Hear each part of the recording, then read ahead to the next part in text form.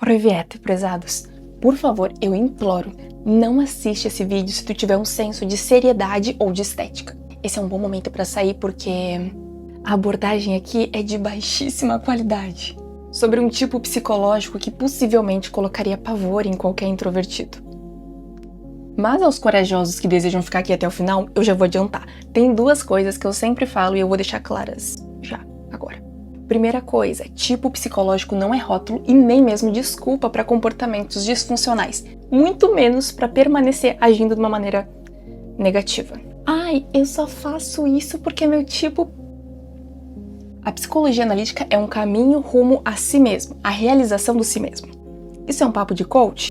Não, porque a realização de si não quer dizer se tornar uma pessoa mais agradável para o ambiente, mas se tornar uma pessoa mais equilibrada dentro das tensões que a gente tem de maneira interna. Segundo, o tipo psicológico não é uma classificação de pessoas. Um rótulo para você botar na sua testa, para colocar na bio do seu perfil ou alguma coisa do tipo. Na verdade, é um padrão psíquico, uma tendência psíquica. Existem padrões e tendências em absolutamente todas as coisas. E agora o terceiro ponto, atenção total de vocês aqui, porque a gente vai pro nosso material analítico. Prestem bastante atenção, porque é a partir dele que a gente tira a nossa análise para esse tipo psicológico. Presta atenção!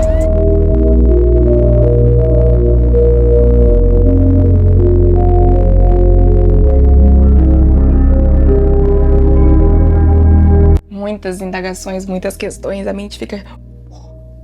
O quê?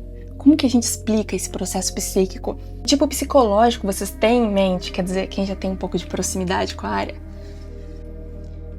É a sensação extrovertida, um tipo sensor extrovertido. Vamos para a separação sujeito e objeto, como a gente sempre faz. Então, a gente tem três elementos ali: o homem, o animal e a dança. O homem representa nada mais do que o sujeito, ou seja, esse aqui que vos fala, ou aquele que faz, realiza, apreende e processa as coisas. Aquele que possui a estrutura individual, o animal, que representa o objeto externo, aquilo que está fora de si. E terceiro, a dança, que é a dinâmica entre eles. Mas o que afinal de contas isso pode nos dizer sobre esse tipo psicológico? O primeiro elemento é a extroversão.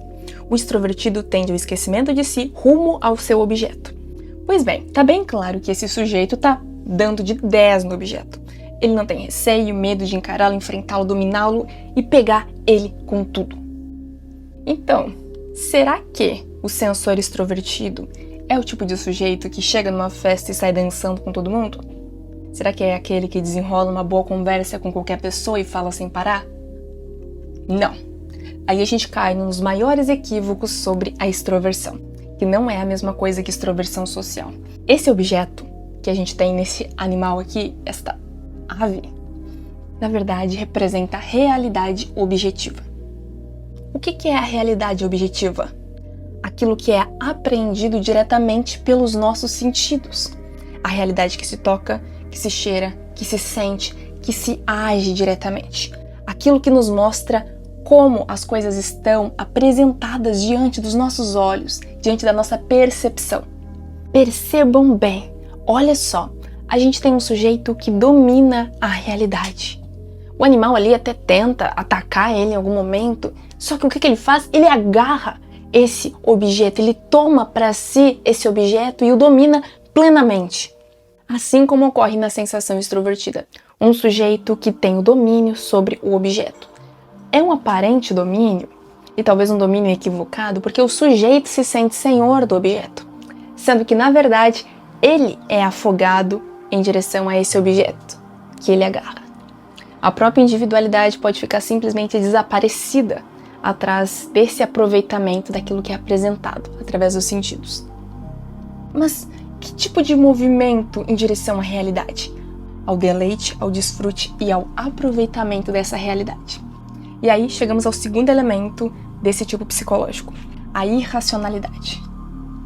Quer dizer que eles não têm cérebro? Não, calma aí. É uma irracionalidade no sentido junguiano. A gente não está atribuindo um valor para a coisa. Ele não está fazendo uma diferenciação moral daquilo que está certo, do que está errado, do que é adequado ou não adequado. Primariamente, ele simplesmente se move de maneira crua na direção dessa realidade apresentada. O Jung já diz que não há tipo humano que possa se igualar ao realismo do tipo da sensação extrovertida. O senso objetivo dele dos fatos é extraordinário. Muita gente vai acabar olhando para esse tipo de sujeito e vai pensar que eles são racionais no sentido do senso comum. Mas na verdade, ele é justamente o tipo que está pro gozo da vida, aquele que está tocando a vida mais do que todos nós meros mortais. Ele é como um guia incondicional do prazer da vida. E é por isso mesmo que o sensor extrovertido é muito associado ao hedonismo. Que tipo de hedonismo? Hedonismo físico, comer bem, se vestir bem, ter um alto senso estético, conseguir se adaptar às situações mais diversas da realidade. São sujeitos que não vão sofrer e não vão passar perrengue quando se trata de sobrevivência. Na verdade, sempre vai ter um jeito de se adaptar.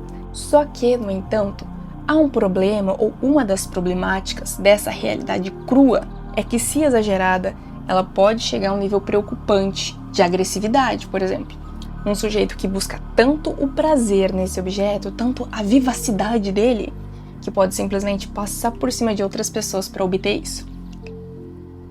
Entenda, todo tipo psicológico pode chegar ao nível de adoecimento, porque a gente está considerando não uma fórmula, mas uma tendência psíquica que pode estar sempre em contato com as nossas experiências individuais, com a nossa realidade, com questões como moralidade, ética e outros complementos. Quanto mais essa sensação predomina no sujeito, mais ele pode se tornar alguém desagradável, alguém que tu não vai querer ter perto de ti. E nem ele vai se querer perto de si mesmo, se tornando mais grosseiro, mais rude, ou até mesmo um esteta altamente refinado, tudo pelo objeto. O sujeito vai se apagando atrás disso e, como a gente já sabe, e já sabe muito bem, toda unilateralidade psíquica leva a mais angústia. Então, se a gente está predominando tanto essa sensação, essa percepção tão brutalmente crua da realidade, alguma coisa não vai estar funcionando tão bem, ou seja, o seu oposto. A gente entende que essa é a intuição introvertida inferior. E como que vai se manifestar essa repressão tão dura de algo mais abstrato? Vai aparecer no extremismo e no primitivismo. Como assim? No primitivismo do mundo simbólico. Por isso que esses tendem a cair em ritos, em seitas, em hiperreligiosidades, por exemplo, ou hipermoralismos que possam lhes dizer: eu tenho um contato místico com o outro lado da vida. Não é incomum encontrar esse tipo de sujeito criando algum tipo de religião, criando algum tipo de contato espiritual muito rudimentar mesmo. Eles creem piamente que são pessoas muito simbólicas, que são pessoas que conhecem as verdades do universo. Essa é uma forma como a função inferior deles, essa sombra tão negada enquanto eles buscam um hedonismo, aparece, surge. E isso também pode ser desagradável para quem tá perto, né? O pessoal pode ficar pensando: meu Deus, calma aí, esse cara não para de encher a cara, não para de ter todo tipo de comportamento desagradável com os outros e de repente virou um grande guru espiritual. Isso não é uma crítica a vocês, sensores extrovertidos. No final das contas, todo mundo tem uma sombra. Todo mundo tem suas repressões e suas maiores dificuldades. E não é exclusividade de vocês, isso. E pode ser maravilhosa. Pode ser incrível a capacidade de se adaptar, de sobreviver, de realizar e de simplesmente ver as coisas tal como elas se apresentam. Bem, prezados, eu espero que isso tenha dado uma visão inicial para vocês sobre a sensação extrovertida. Lembrem-se daquilo que eu falei no início. E bem, esses vídeos aqui são mais breves e tem um teor de transição entre os vídeos um pouco mais longos, tá bom?